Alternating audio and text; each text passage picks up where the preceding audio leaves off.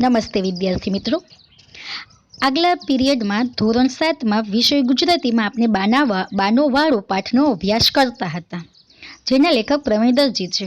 હવે આગળ આપણે જોયું હતું કે બા છે એ પોતાના દીકરાની ઘરે પણ જતા તો 2 થી 3 દિવસમાં ન રોકાતા, કારણ કે થોડાક જ દિવસમાં એને વાડાની યાદ આવવા લાગતી અને કોઈને પણ કહ્યા વગર તેઓ મક્કમ મન કરીને 2-3 દિવસમાં પોતાની ઘરે આવી જતા અને વાડાની ચિંતા એને ઓછી થતી.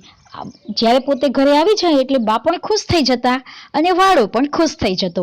હવે આપણે આગળ અભ્યાસ કરીએ. બાને છાબડી ભરી ભરીને મંદિરમાં ફૂલો મોકલતા મેં જોઈ છે. બા છે એ મંદિરમાં પોતે વાડામાંથી ફૂલ ઉતારીને છાબડીઓ ભરી, ટોપલીઓ ભરી અને મંદિરમાં મોકલે. સવારે વારા ફરતી 10-15 જણ આવે. સવારે વારા ફરતી 10-15 માણસો ફૂલો લેવા માટે આવે. એ સૌના માટે બા વહેલી સવારે પહેલા ઉઠે, ફૂલો ચૂંટે. પહેલા ઉઠી અને સવારમાં ફૂલો છે એ ચૂંટી લે, તોડી લે અને પિત્તળની ચકચકતી થાળીમાં એકઠા એટલે કે ભેગા કરીને ફૂલો રાખે. પછી આવનાર દરેકને સરખા હિસ્સે હોંશે હોંશે આપે અને જે લોકો ફૂલ લેવા માટે બાની ઘરે આવે એ બધાને સરખા ભાગે આપે. ખૂબ હોંશે હોંશે એટલે ખૂબ આનંદથી આપે. બાનો ચહેરો ત્યારે આંસકા જેવો નિર્મળ બની જતો. જો બાનો ચહેરો છે એ ત્યારે આંસકા જેવો નિર્મળ બની જતો. આંસકા કે નહીં કહેવાય એ શબ્દ આપણે સમજી લઈએ. આ શબ્દ તમારા માટે નવો જ છે, બરાબર. આપણે ભગવાનના દીવાબત્તી કરીએ છીએ ત્યારે ભગવાનની સામે આપણે દીવો પેટાવીએ છીએ દીવો. એ દીવાની જ્યોત ઉપર નીકળે છે જ્યોત. ઘણી વખત આપણે કોઈ પણ જગ્યાએ ભગવાનનો દીવો છે એ આપણી સામે આવે એટલે આપણે એને હાથેથી એના ઉપર આરતી લઈ અને આપણા માથા ઉપર ચડાવીએ છીએ, એ દીવાની જ્યોતને ચડાવીએ છીએ. હા, તો જે એ દીવાની જ્યોત નીકળે છે અને એ દીવાની જ્યોતને આસ્કા કહેવાય. શું કહેવાય? આસ્કા. અને એને પવિત્ર માનવામાં આવે છે. એટલે બાનો ચહેરો પણ ત્યારે આસ્કા જેવો નિર્મળ બની જતો. એટલે દીવાની જ્યોત જેવી પવિત્ર હોય એવો જ બાનો ચહેરો છે એ નિર્મળ અને પવિત્ર બની જતો. મીઠો લીમડો લેવાતો ફળિયા ઉપરાંત આખું ગામ આવે. અને મીઠો લીમડો છે એ લેવા માટે તો ફળિયાના લોકો તો આવે, એ સિવાય આખું ગામ આવે. બા બધી વેળા જાતે લીમડો તોડીને આપે અને બા દરેક વખતે જે કોઈ પણ મીઠો લીમડો લેવા આવે એને પોતે લીમડો જાતે તોડીને આપે. કામ પડતું મૂકીને, ભલે બીજું કાંઈ કામમાં રોકાયેલા હોય બા, છતાં પણ એ કામ પડતું મૂકીને પોતે જ લીમડો લેવા આવે એને આપે. ક્યારેય એના ચહેરા પર કલેશ જણાય નહીં. જો કોઈ પણ વ્યક્તિ એને ત્યાં લીમડો લેવા કે કોઈ વસ્તુ લેવા આવે તો બાના ચહેરો છે એ બગડે નહીં. ઘણી વખત એવું બને કે આપણી ઘરે કોઈ કાંઈ વસ્તુ માગવા આવ્યું હોય ને તો આપણે અણગમો થાય, આપણે ન ગમે કે આ ક્યાં માગવા આવ્યો એવું થાય. પણ બાના ચહેરા ઉપર ક્યારેય એવો અણગમાનો ભાવ જોવા મળે નહીં. ગમતી કોઈ વ્યક્તિ આવી પડે ત્યારે છતાંય ન ગમતી વ્યક્તિ, જો નહીં ગમતી કોઈ પણ વ્યક્તિ આવી પડે ત્યારે એને ન ગમતી હોય એવી વ્યક્તિ એ લેવા આવે છતાંય એને લીમડો તો આપે જ. બા એને લીમડો તો આપે જ, કોઈને ના પાડે નહીં. લીંબુ લેવા ઓછા જણ આવે એટલે ઘણા બધા આવે. લીંબુ લેવા કાંઈ ઓછા જણ આવે. ભદ્ર એટલે ધનવાન ગણાતા, શ્રીમંત ગણાતા. ભદ્ર અને નોકરિયાતો એટલે કે પૈસાદાર ગણાતા અને નોકરી કરતા લોકો. પેટમાં વીતે છે એટલે પેટમાં દુખે છે, એનો મતલબ એવો થાય. તાવ આવે છે, આવા બહાના કાઢીને બા પાસે લીંબુ લેવા આવે. જો સારા ઘરના લોકો અને નોકરિયાત લોકો પણ પેટમાં દુખે છે, તાવ આવે છે, આવું બહાનું કાઢીને લીંબુ લેવા આવે. બા આનાકાની વિના આપે. બા છે કોઈ જાતની આનાકાની ન કરે, ના ન પાડે કે કાંઈ ન કરે, આનાકાની કર્યા વિના આપે. પણ અંદરથી સમજે. પણ બા આમ અંદરથી સમજી જાય કે બીમારીનું તો બહાનું છે, કે પેટમાં દુખે છે કે તાવ આવે છે કે બીમારીનું તો બહાનું છે, ખોટું બહાનું બતાય છે. મૂળે તો મફતિયું શરબત પીવું હશે. મતલબ તો એ છે કે મફતિયું શરબત પીવું હશે, લીંબુ લઈ જાય એવી રીતે બાનું બતાવીને કે મફતમાં લીંબુ લઈ જાય અને શરબત બનાવીને પી લે. એટલે મૂળે તો મફતિયું શરબત પીવું હશે એટલા માટે. બા એ રીતે ભોળી નહીં જરાય. આમ બા પાકી, બાને ખબર પડી જાય કે આ લોકો કેવી રીતે માગવા આવ્યા છે, કેવી રીતે લેવા આવ્યા છે. પણ ભલી એટલે દયાળુ માયાળુ, પણ દયાળુ માયાળુ આપે, ના ન પાડે. પપૈયા, જામફળ અને શાકભાજી તો તે રીતસર લૂંટાવે. અને જ્યારે વાડામાં પપૈયા, જામફળ કે કોઈ પણ શાકભાજી થાય તો એ ખૂબ લૂંટાવે, એટલે કે બધાને આપે, કોઈને ના પાડે નહીં. અમે શાળાએથી ઘેર આવીએ એટલે 2-3 દિવસે થેલી લઈને અમુકના ઘરે એ શાકભાજી આપવા અમને મોકલે. જો લેખક કહે છે કે જ્યારે અમે શાળાએથી આવીએ ને એટલે થેલી ભરીને તૈયાર રાખી હોય. અમને કહે કે આ થેલી ભરીને ફલાણાની ઘરે આપી આવ, પેલા કાકાની ઘરે આપી આવ, પેલા માસીની ઘરે આપી આવ, પેલા ફઈની ઘરે આપી આવ, એમ શાકભાજી આપવા માટે બા મોકલે. બાનું જીવનસૂત્ર હતું. કયું જીવનસૂત્ર હતું? જો ખાયા સો ખોયા, ખીલાયા સો પાયા. જો બાનું જીવનસૂત્ર શું હતું કે ખાયા સો ખોયા, જેટલું આપણે ખાધું એ તો ખોવાઈ જવાનું છે, ખીલાયા સો પાયા. પણ જો બીજાને ખવડાવશું ને એનું જ સાચું પુણ્ય આપણે મળશે, એનું જ સાચું પુણ્ય આપણે પામીશું. ખાયા સો ખોયા, ખીલાયા સો પાયા. પોતે ખાધું તો ખોવાઈ જવાનું છે, પણ બીજાને ખવડાવીને રાજી થઈશું તો એનું પુણ્ય આપણે પ્રાપ્ત કરીશું. એ જાણે બાનું જીવનસૂત્ર રહ્યું છે. અને આ બાનું જીવનસૂત્ર હતું. બાને છોડની માવજત કરતી જોવી એ પણ એક લહાવો છે. જ્યારે બા નાના નાના છોડની માવજત એટલે કે કાળજી રાખતી હોય એ જોવાનો પણ એક લહાવો છે, એક પ્રસંગ છે. નળ તો ગામડે હમણાં થયા. નળ એટલે પાણીની પાઇપલાઇન. નળ આવે એટલે કે પાણીની પાઇપલાઇન છે, ઘરે ઘરે ગામડામાં હમણાં થઈ. પહેલા તો કૂવાથી જ ચાકડી મારફતે પાણી ખેંચી લાવવું પડતું. પહેલા તો કુવેથી પાણી ભરતા, અને ચાકરી એટલે ગરેડી હોય ને સીચણિયું હોય ને એમાં દોરડું બાંધેલું હોય ને એ ગરેડીથી દોરડાથી જવા દે નીચે વાસણ. એ વાસણ છે એ કૂવામાંથી ભરાઈને પછી ચાકડીથી ગરેડીથી ખેંચતા હોય. આ રીતે ગરેડી મારફત પાણી ખેંચી લાવવું પડે. કૂવામાંથી દોરડું નાખીને સીચણિયાથી સીંચવું પડે પાણી. અને બા તે કરે. બા તો એ સમયે કૂવામાંથી પાણી પણ સીંચે. એકે એક છોડ અને ક્યારો તૃપ્ત થાય ત્યાં સુધી પાણી રેડે. જો બા છે એ કૂવામાંથી પાણી સિંચીને એકે એક છોડને એકે એક ક્યારાને તૃપ્ત થાય ત્યાં સુધી, ધરાય ત્યાં સુધી થોડું થોડું પાણી ના પીવડાવે, પુષ્કળ પાણી પીવડાવે. તૃપ્ત થાય ત્યાં સુધી એ પાણી રેડે. એ છોડને જાતે ગોળ મારે. જો છોડને જાતે ગોળ મારવી એટલે છોડની આજુબાજુનું ખામણું તૈયાર કરવું, એને ખોદવું ખામણાને, પછી એમાં ખાતર નાખવું અને ગોળ મારવી એટલે કે એનું ખામણું તૈયાર કરવું. બા છે એ છોડને જાતે ગોળ મારે એટલે કે જાતે ખામણા તૈયાર કરે.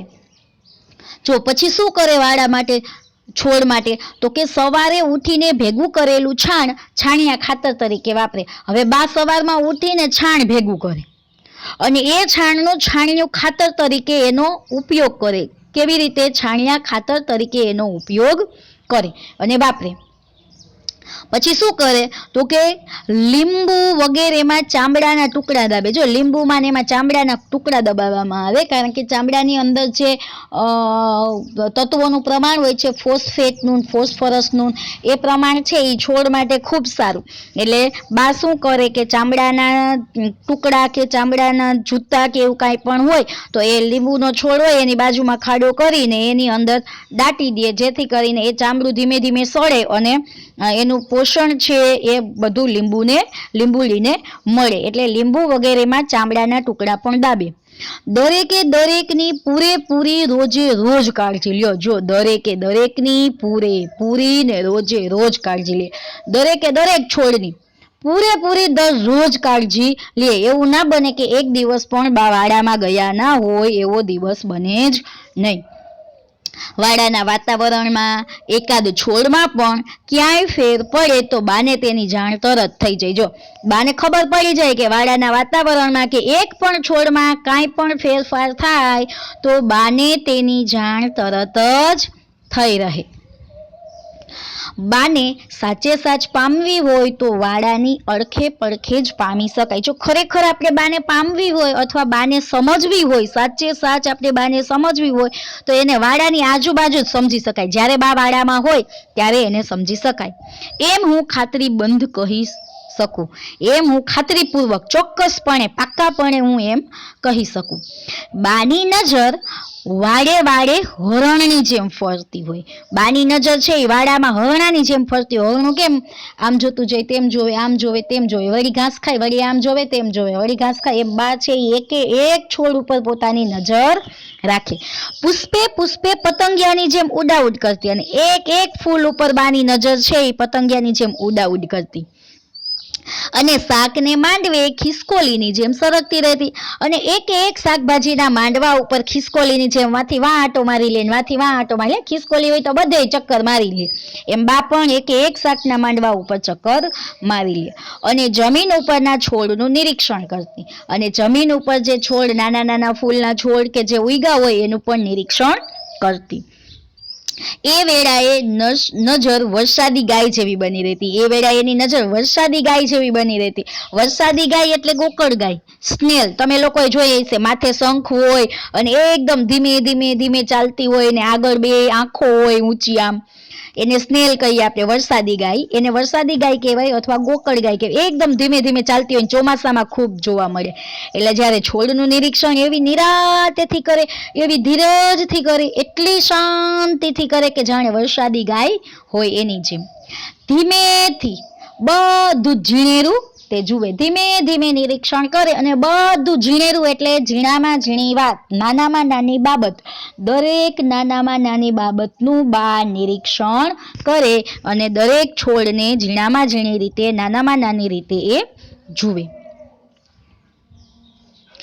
બા કશેક જાય ને જો ત્યાં વાડા જેવું ફૂલ ફળાદી નિહાળે તો ત્યાં તે લટાર માર્યા વિના રહે જ નહીં. જો બા કશેક જાય, બા કોઈકની ઘરે ક્યાંક જાય અને ત્યાં પણ એને વાડા જેવું કે ફળ કે ફૂલના ઝાડ કે એવું નિહાળવું એટલે જોવું.